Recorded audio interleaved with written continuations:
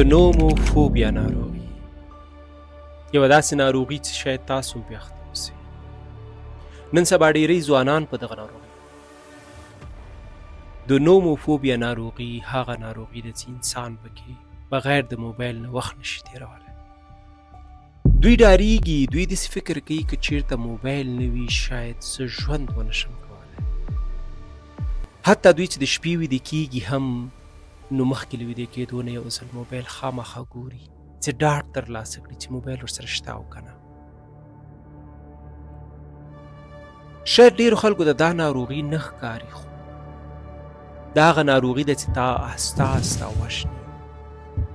دا نه خپل اصلیت ستا شخصیت اخلي. یو وخت داسې رسیږي چې ته په موبایل کنټرول نه لري بلکې موبایل په تا باندې کنټرول لري. دا خلک چې چېرته کار لري، په سفر باندې ځي، هر چېرته چې ځي نو لومړی خپل جیبونه ګوري چې آیا موبایل ورسره شته او که نه. په نړۍ کې د نوموفوبیا ناروغي ورځ تر بلې په چټکۍ روانه ده، خصوصا د نوي ځوانانو په منځ کې. او دا شاید دغه نوي ځوانان په ډېرو داسې ناروغیو اخته کړي چې تصور یې هم نشي کېدلی. نو همدا نن د دې په اړه باندې تاسو باید تصمیم ونیسئ. د حل لارې لپاره خو لومړی باید تاسې خپل موبایل ته وخت تعیین کړئ.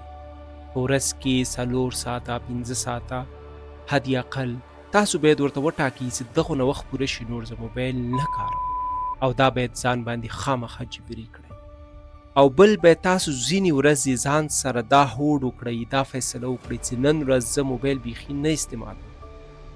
سهار نه تر ماښامه پورې یا 2 ورځې زه باید دا موبایل استعمال کړم. دغه چیلنج ځان ته کله کله ورکوئ، 2 ورځې 3 ورځې بغیر له موبایله وخت تېرول، چې دا ستاسو کنټرول بیرته زیاتوي.